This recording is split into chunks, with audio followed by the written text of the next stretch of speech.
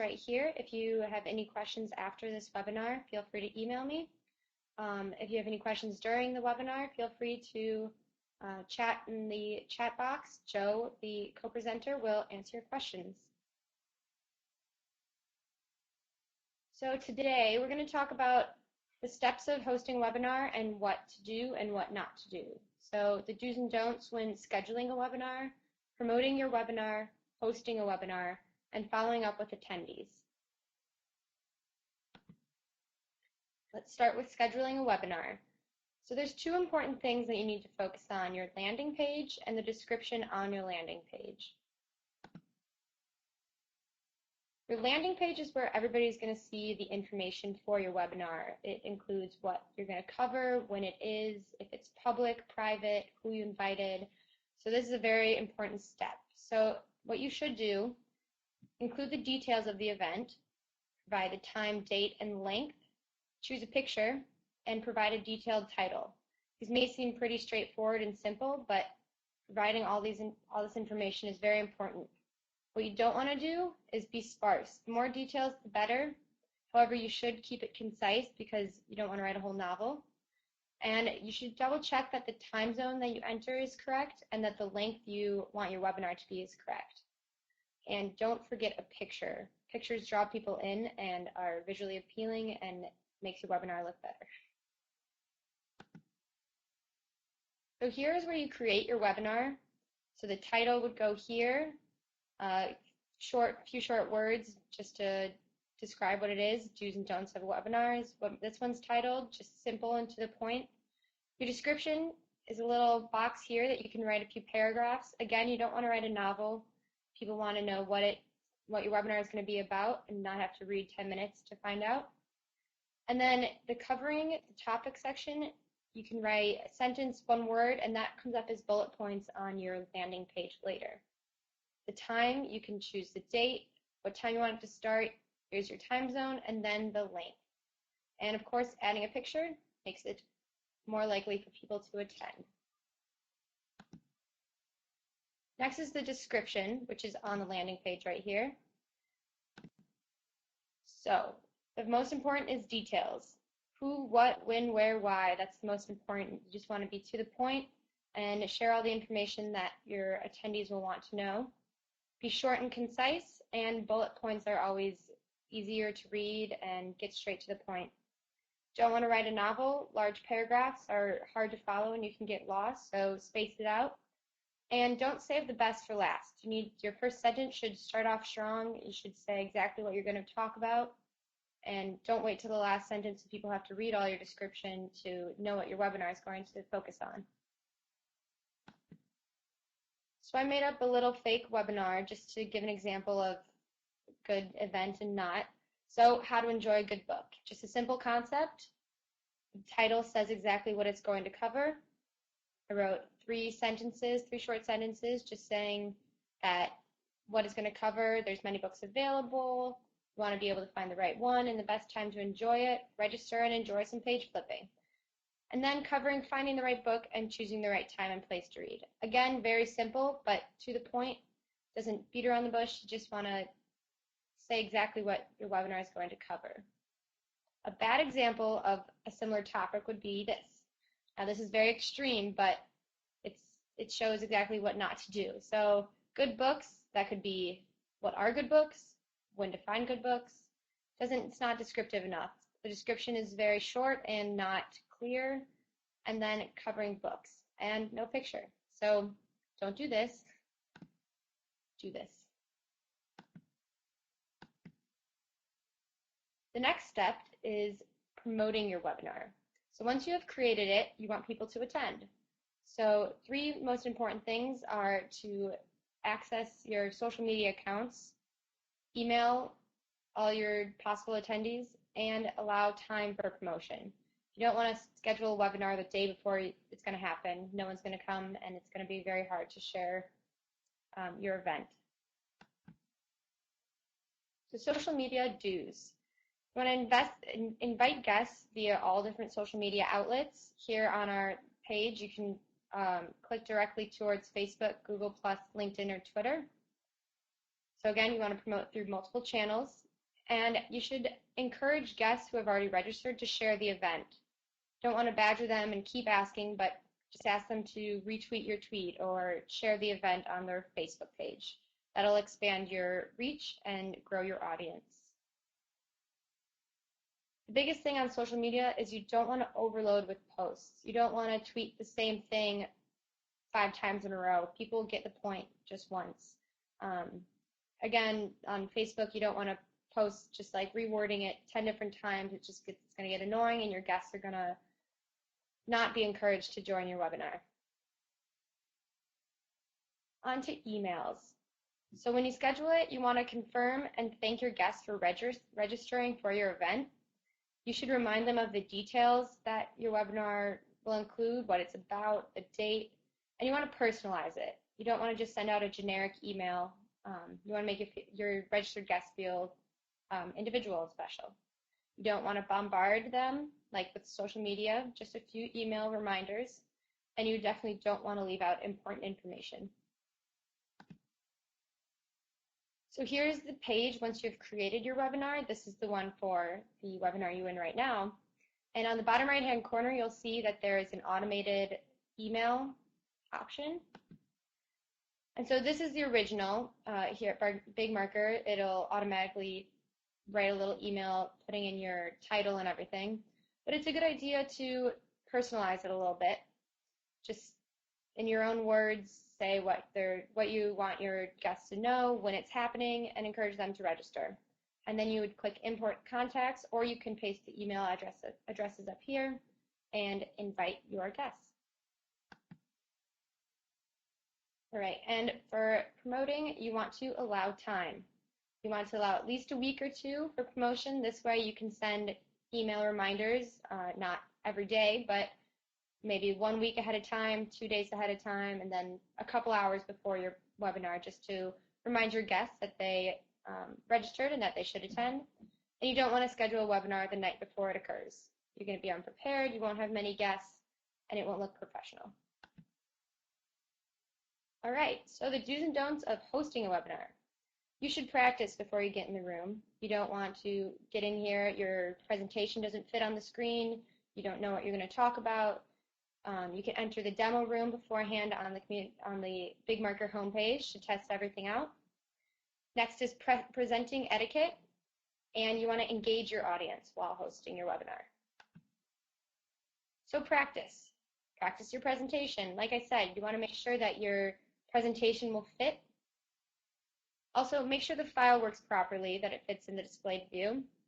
On Big Marker, we encourage you to save it as a PDF. This is what helps with the converting of your presentation, and it'll make everything fit better. PowerPoints could work too, but PDF is best.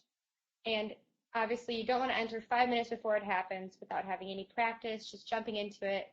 You're going to be all jumbled up, and your guests won't feel like you know what you're talking about, and then they won't know what you're talking about. So definitely practice and enter 15 minutes beforehand and just be prepared. So during it, you want to practice good etiquette. You want to be focused on the presentation, don't want to ramble or get distracted, and be on time. Sometimes you want to wait a few minutes before your webinar starts to let some guests enter a few minutes late, but it's most important you don't want to run over time. People have things to do. You don't want to take away their time. And engagement. This is one of the most important things while in a webinar. You want your audience to feel like they're involved in the presentation. So be upbeat, entertaining, don't be too serious or boring. And you can ask the audience questions just throughout the presentation. Are you enjoying it? Would you like me to speak up? Or any question. The chat room is very helpful with that. You can share your mic or just type out your message. And you don't want to read directly off the slide because that gets kind of boring too. So in a little bit, Joe is going to talk about our new WebRTC platform that's coming out, and this is one of the features on it that you can get feedback during the webinar in addition to just asking questions. So here is a poll that will be available during the webinar, so you can ask a question and have your audience members respond directly. All right, and the last one is following up with attendees. Emails and encouraging feedback are the two most important things. So with emails, a thank you is always appreciated. Start it off with a thank you, thank your guests for coming, encourage them to watch the recording and share it. You want to include the title and topic of the webinar that you're thanking them for attending so they know what they're being thanked for, and it reminds them of what they saw, and maybe they'll come back and visit your page. And you want to invite them to an upcoming webinar, maybe in your email say, hey, next week I have another webinar coming up, join here. And you can invite them to join your community. That way they will be automatically updated of your upcoming webinars and be involved. You don't want to be too generic. You want to customize your emails with the promoting your webinar, as I said earlier. You want to make your guests feel special again, thank them for attending. Maybe something happened in the webinar, you can acknowledge that so that you know that it's not being generic. And you shouldn't wait too long. Normally one day, even a few hours after your webinar has happened, you should respond thanking them for attending and encouraging them to come to more. And encouraging feedback. So this is once your webinar has ended. Again, you can poll. This is in your community room here. So first you want to encourage your members to review your webinar. That way you get feedback on it and know. Yeah, so you want to encourage your members to review the webinar so you can get feedback and know what you did wrong or if something happened. And then polling your community, which is a feature up here. So you click it and you have a bunch of options that you can write questions and have your community members answer. So then for future events, you can get their feedback. So this one would say, what should we cover in next week's webinar? And from the community members, they enter their feedback. And so then everybody's happy. And one of the things you don't want to do with feedback is demand it. Ask once. If they don't review your webinar, it's fine. And you don't want to send multiple emails, keeping them, like bombarding them. It just gets annoying and you won't look professional. So here's a short little recap of everything. So when scheduling a webinar, you want your landing page to be informative, clear and concise, as well as your description, the most important part, detailed and short. Promoting your webinar, social media, access all your social media outlets, and don't post multiple times within the hour, spread it out a little bit. Email invites, be personal, and again, don't bombard, maybe one week ahead of time, a few days ahead of time, and a few hours. And allow time. You want to be able to promote it on multiple outlets and get as many guests to register as possible. While hosting, be prepared, know your presentation, and practice. Practice good etiquette, encourage your guests to participate. And engagement. Keep your audience engaged, sorry. And you follow up. You want to thank your guests for coming and ask for your feedback. Review your webinar. Again, don't bombard them, just ask once. So on BigMarker, you can host webinars, free webinars up to 100 people. And now I'm going to turn it over to Joe for a little bit of the future of BigMarker.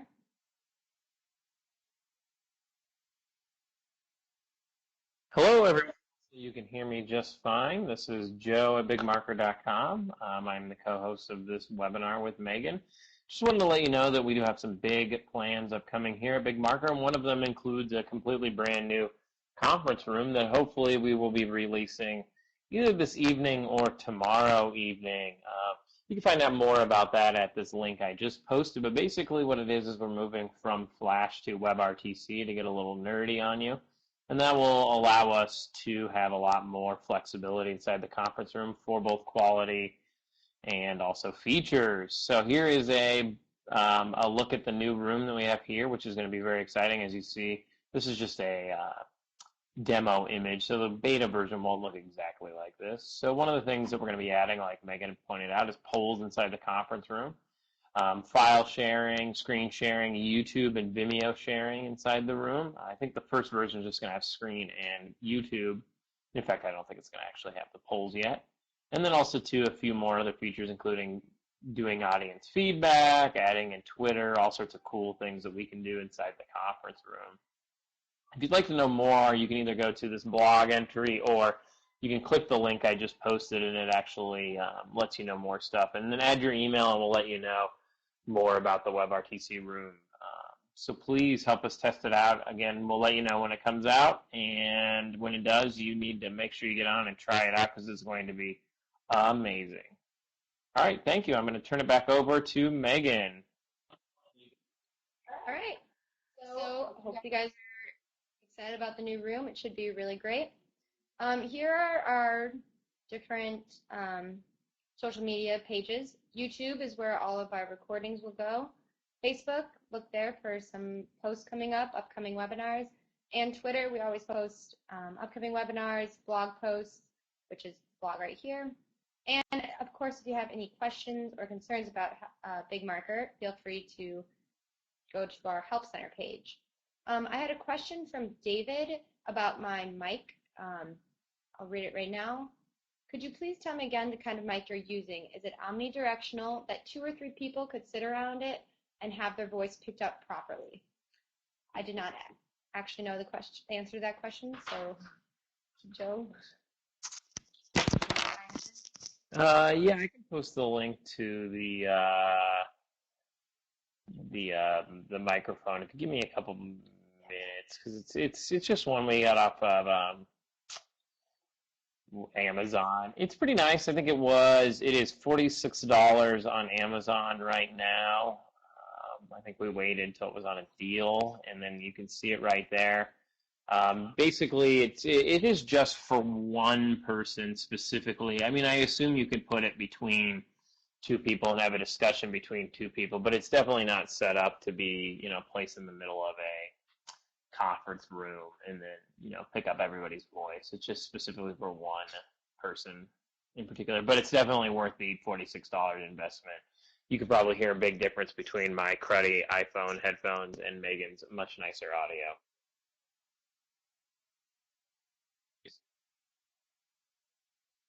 All right, hopefully that answered your question, David. Now I'll turn it over for a little question and answer. If you have any questions about the webinar, feel free to speak up. I will turn the attendees' mics on, or enter them in the chat box and we can write in there. So here's a little recap just to remind you of what the webinar was about, and ask away.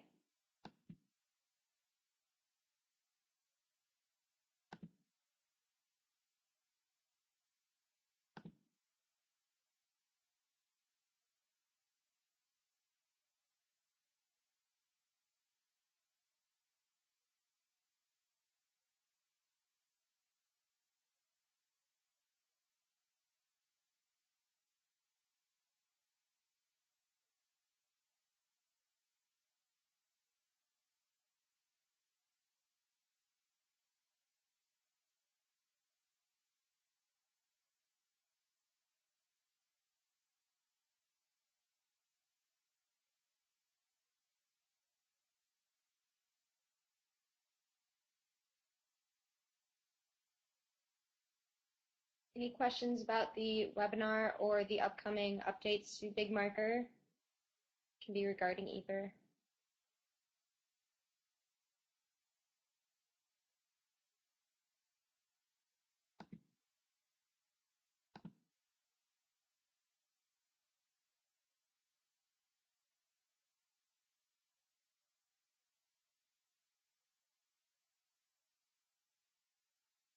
Well, if no one has questions, of course you can feel free to email me or Joe, or support@bigmarker.com. We're all here to help. I hope you guys enjoyed the webinar, and we will see you soon.